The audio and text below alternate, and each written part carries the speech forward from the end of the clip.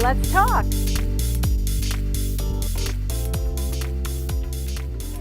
The drought was so intense and the heat so intense that we think, well, the latest estimate I saw was that more than 500 million trees died in Texas last year from the effects of that drought. And if you think the drought's bad there, it's actually broken a little bit over the last month or two in that part of the world, thank heaven, but it hasn't broken south of the border in Mexico, where it's just incredibly intense. There were reports released last week showing that that food production in Mexico has dropped as much as 40% overall in the course of this drought, which is an almost unbelievable figure to try and think about, you know. Hello, welcome to Let's Talk. I'm Salley Gibney.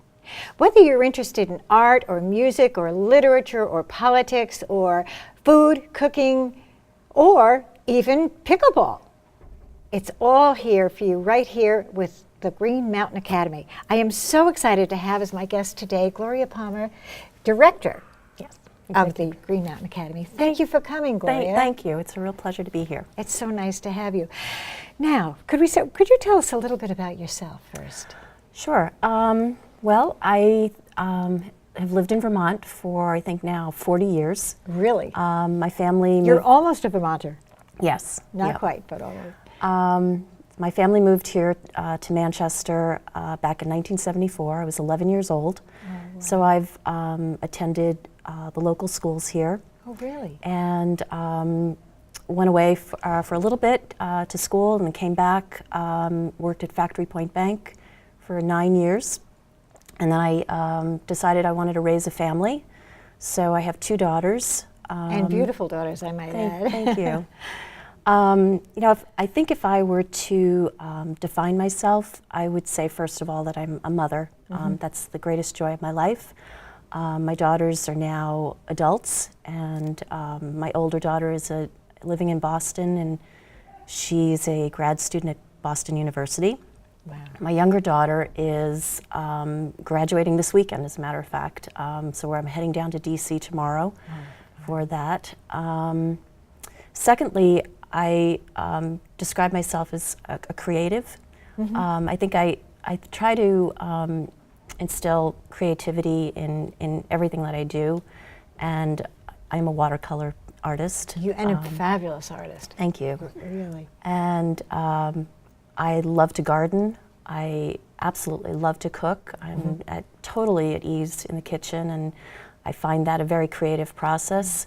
And I also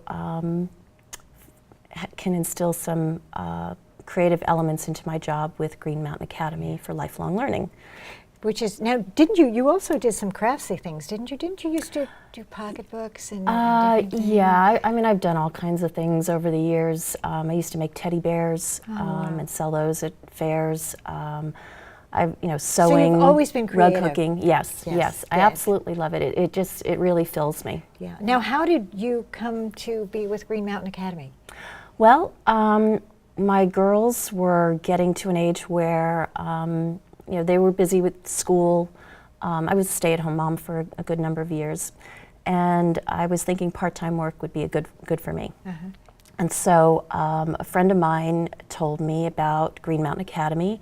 I met with Rita Silverman, who was the founding director, and she hired me as her part-time assistant. And it was a great job because I was able to work from home, very flexible schedule. I was able to go to do all the things you wanted to do with the kids. Yep, and still be able to work from home. Which is great. Now tell us, what is Green Mountain Academy? Well, we're a small nonprofit organization, and we offer adult education programs. Our audience is generally retired, people with some time on their hands looking to enrich themselves culturally. We primarily started as a summer program, but we've expanded now to year-round. We have 3 catalogs that go out every year. Summer season is our biggest. This is absolutely this. Yeah. This is coming out today, I understand. Hot off the presses. Yes, hot off the press. So, and we do a fall season and a winter season as well, but summer is definitely our biggest. This is our 15th anniversary year. Is that right? As a independent nonprofit. Prior to that, we had a connection with Green Mountain College, but then a group board of directors decided that they wanted to go independent, and well, it was expanding so that it was really important to have a base here, Yes. Yeah. you know, which is exciting. And we'll talk about the expansion as we go along. But so you have these programs that you offer during the summer, and could you tell us some of the ones that are so exciting that are coming up, and also how you find these people Sure. to do the presenting? Yeah, well, last night we had our first lecture of the summer season. Derek Boothby is a local, very man of great knowledge.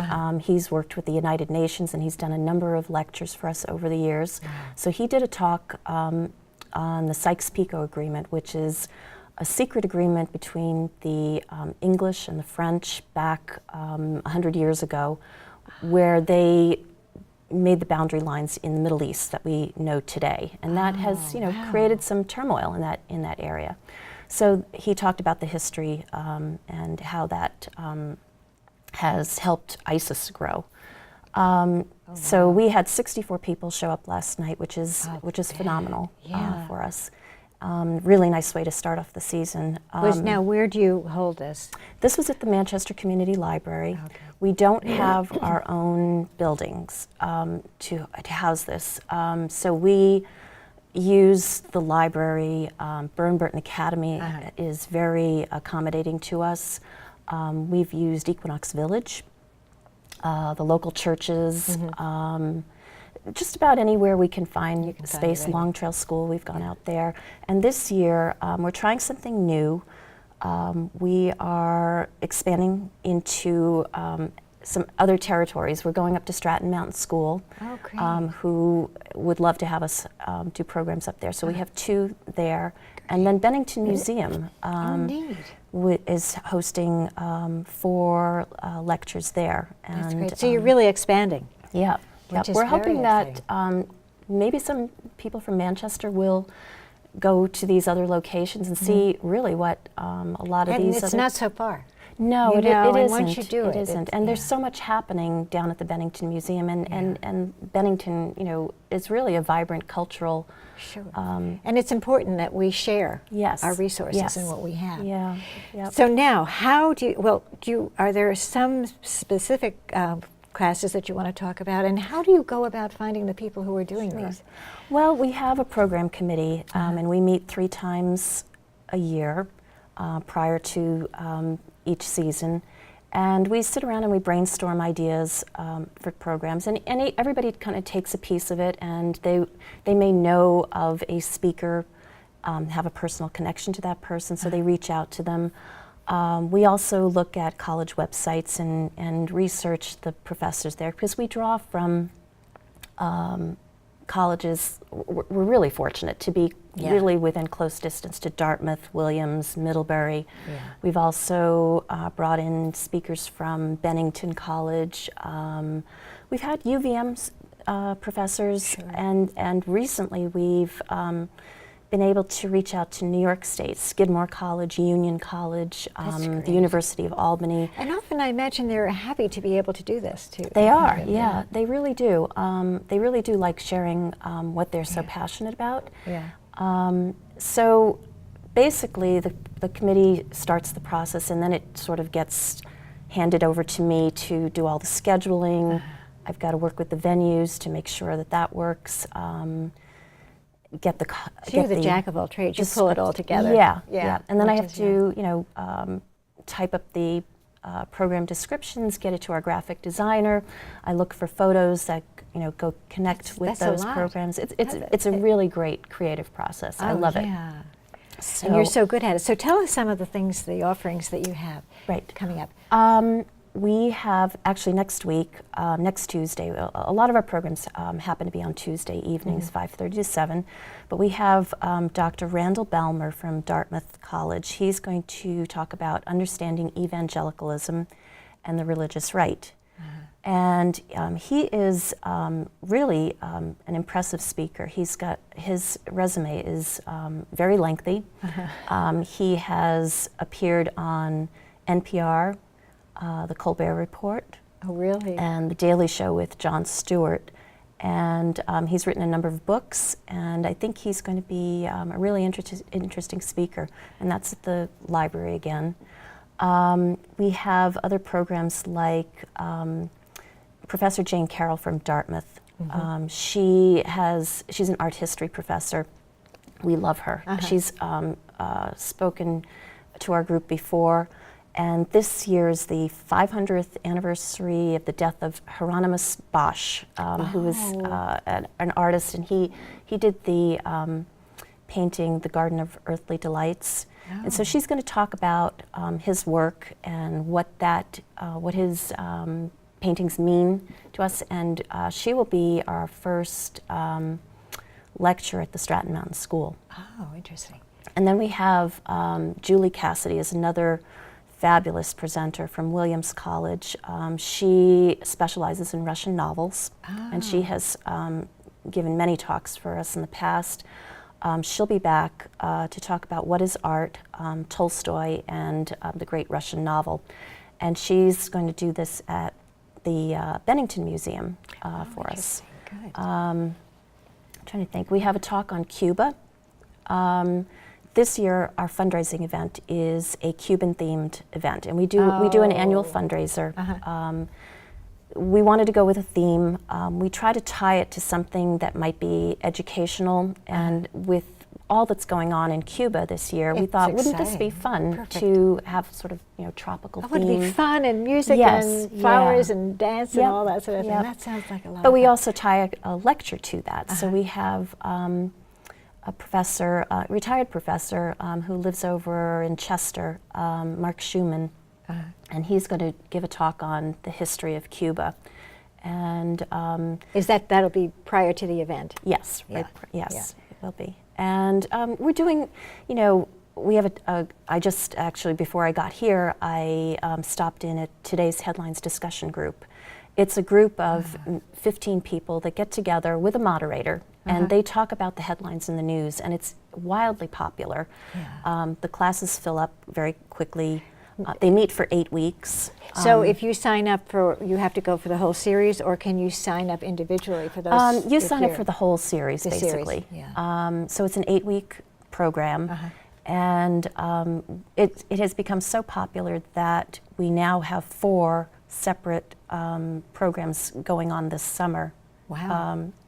And we have 4 different moderators, and they fill up very quickly. And they just discuss whatever's going on. And the topics are all. Oh, isn't that interesting? I'll have to check into that. Yeah, it's really, really an interesting group. Our audience is very, very knowledgeable, well educated. Now, the court says in a split decision, the newspapers, Amnesty International, the lawyers, they don't have standing to sue. Standing means they're not properly before the court. Why weren't they properly before the court? They couldn't prove they were wiretapped. In other words, in order to challenge the law, you had to show that you were actually harmed by the law, and they couldn't show they were harmed by the law because they couldn't prove. This are just theories, right? We think we could be, hypothetically this could happen, as opposed to this actually has happened. Now, here's what's interesting about this case. So the case gets dismissed. It never reaches the merits. In other words, the court never has to answer the question about whether or not the government should get warrants for this. But more interestingly, and this is why I'm so surprised nobody's talking about this relative to Edward Snowden, is it makes it very hard now to even challenge any wiretapping cases, foreign wiretapping, because the court has set the bar that you actually have to prove you'd been wiretapped or your conversations have somehow been intercepted. And of course, many people argue, but the very nature of these programs is clandestine. So, how would you know, right? In other words, if it's secret, you don't know, and if you don't know, you can't prove it. They just soak up this kind of stuff. I imagine you have regulars too who come back year after year after year. So the rest of us who want to get involved better get in there and sign up. I can't wait to get the bulletin and go through it. Now, there's also any other particular person, because then I want to get on to the cooking and the art and the other things that. I mean, we have people like Dr. Roger Leeds.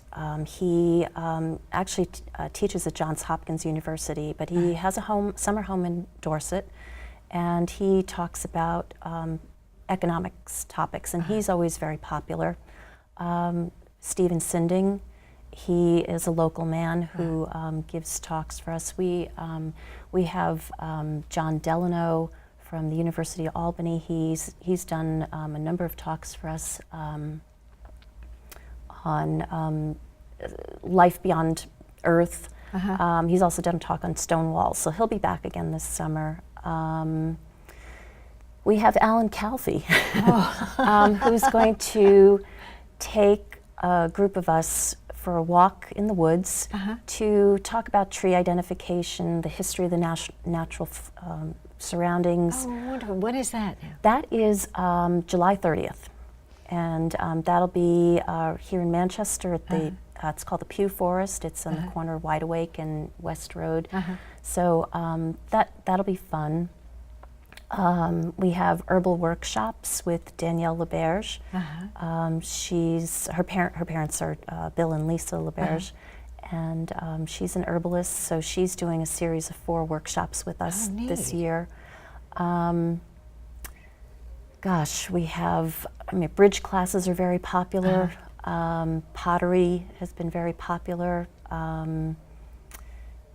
We have cooking classes. We'll talk about the cooking classes. Yeah. This summer we have 2 that I think will be big hits.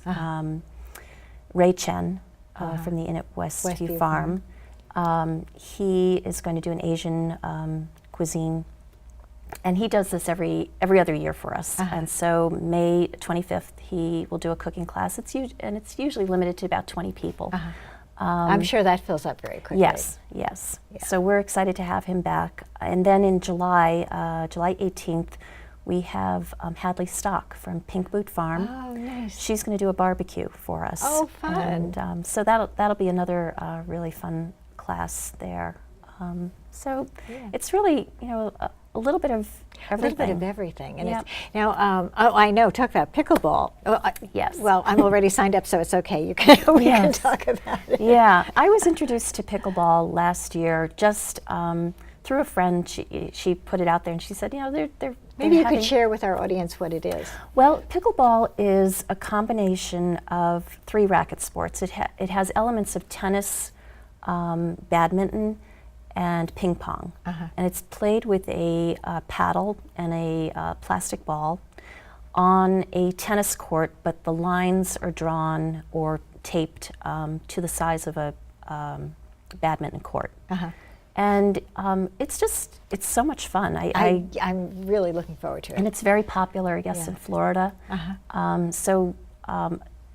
I was trying last summer to get more people involved in it, and finally I said to the instructor, I said, maybe I should offer this through Green Mountain Academy, and this would be the perfect crowd for that type of programming. So we're gonna do some 3-week sessions, 3 of them this summer, and just see where it goes. How it goes. Yeah, but that's a really fun thing to do. Are there any other sort of sports kind of things that you're doing? No, not really.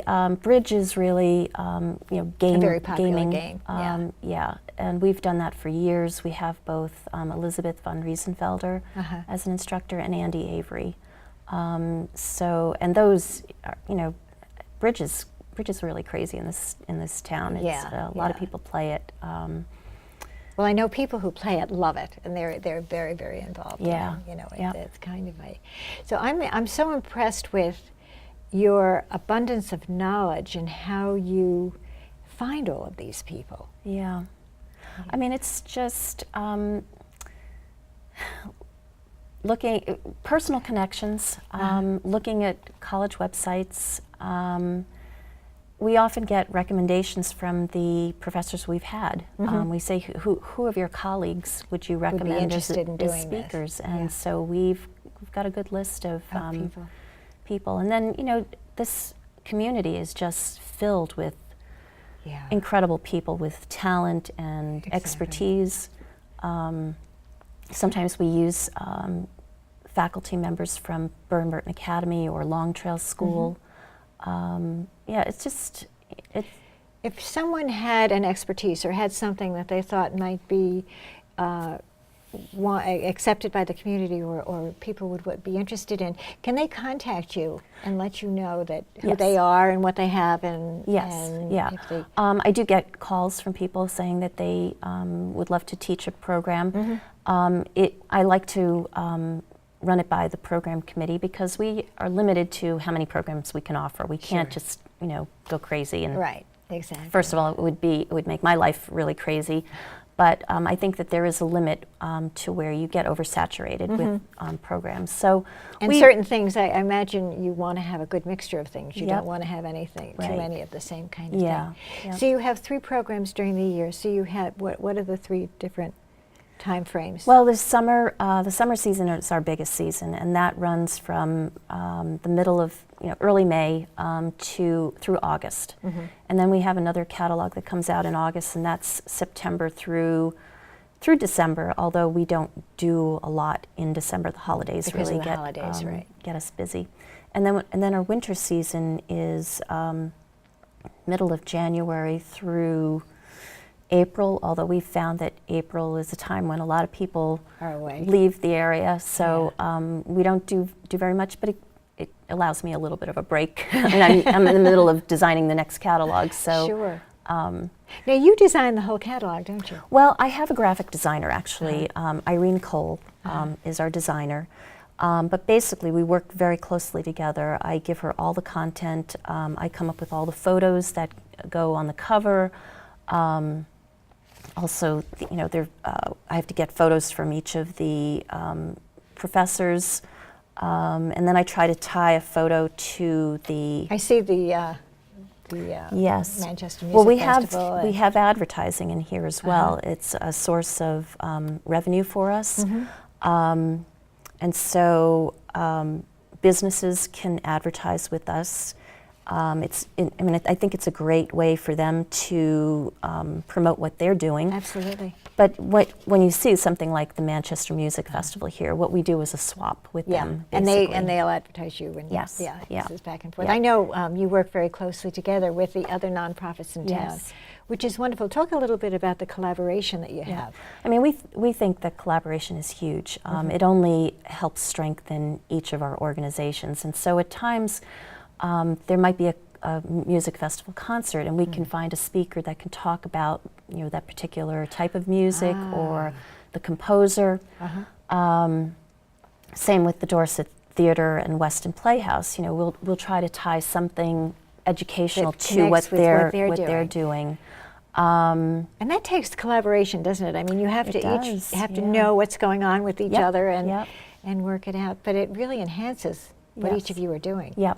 Yeah, and Which is so great. we try to work with the Bennington Museum, obviously bringing programs there.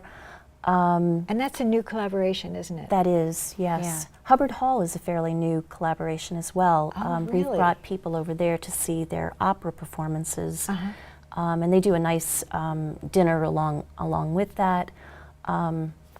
It's not very far. It's Cambridge, New York, and they do really outstanding work over there. That's too, really great. so- Well, Gloria, you've been the one who has expanded this. I mean, you really have taken the ball and run with it. And, Yeah. And I mean, because I can remember it when it first started, and I can remember over the years watching it. But looking at this catalog today, I mean, this is absolutely fabulous. And, it's just, there's just so much. Oh, tell me about that. Well, we have a talk actually with one of our board members. He's done a number of treks to the Arctic. And so he's going to talk about exploring Svalbard, which is in Norway, or an island north of Norway. And this is in collaboration with the Dorset Village Library. This is our first collaboration with them. They came to us because the Vermont Humanities Council does the Vermont Reads program, and they're having communities read 2 books based on Shackleton, exploration of the Antarctic.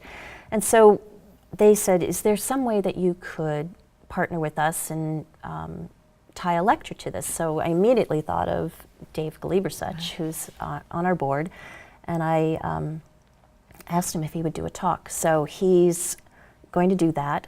It'll be held at the Dorset Library, and that is in a few weeks, actually, in May. So yeah, we're really excited about that. That's exciting. I think what I think is so, there's so many wonderful things about it, but the fact that you are working with these other, with the two libraries and, with Hubbard Hall, and it just enhances everything, and it gives everyone in the community an opportunity to go to different venues, to see what's going on, and to really enhance what we have. Yeah, I was going to mention too that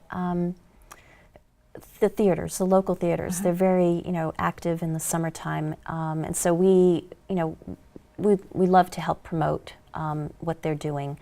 But what we've also done with Burr and Burton Academy is offered National Theatre Live performances from London, and we don't actually do it live because of the timing of time change.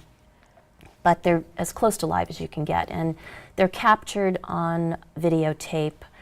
When you watch them, it's on the big screen in the theater. So you're it's like you're there. It's like you're there. Yeah. And these performances are really stunning. Like being in a London theater. How often do you do? How many of these do you do? Well, we've decided that because live theater in this community, between Dorset Theatre, Weston, and even Oldcastle and Bennington, there's so much of that going on. We find that fall and winter is probably the prime times to do that. And so I get a schedule from the distributor to National Theatre, and we look at that. I work with Burr and Burton Academy and Neil Freeburn closely, and we schedule these programs. And you certainly have your finger in a lot of pies, as they say. Well, it makes I'm so the job impressed. interesting. Yeah, but as I say, Gloria, you have taken this and really made it blossom. It's just absolutely wonderful, and you're just quite a gal. Well, thank you. I mean, I love my job. I mean, this is so much fun. I've met so many really interesting people. The professors that we meet. I've got a great board. So it's just a wonder. It's wonderful all around. It's just great. It's a gift. Thank you so much for being here. This has been wonderful, and I know there's a lot more going on. And for all of you at home, pick up one of these catalogs. You're going to be amazed at what's there. And I'm going to get one hot off the presses and go through it so I can sign up. But you've said people are already starting to sign up. So everything's on our website. It's on the website. The website is. We're going to put it on so you can see it, and just take a look. You'll be just amazed. And thank you again, Gloria, for being here, and to the Academy for all you're doing. And for all of you out there, thank you for joining us. And until next time, let's talk. Europa has been designated as a major legacy mission by NASA. It's going to be a robotic mission to the icy world of Europa, a moon-sized satellite orbiting Jupiter. It's a spectacular place. Spectacular place. We could not land astronauts on its surface. It would be lethal because of the radiation on the surface of this ice-covered world. But what is indicated here's 160 kilometers, so it's about 100 miles across on this image. You're looking at ice here, ice. It's estimated to be a layer somewhere between 5 and 10 miles thick of solid ice. But beneath that layer of ice is an ocean.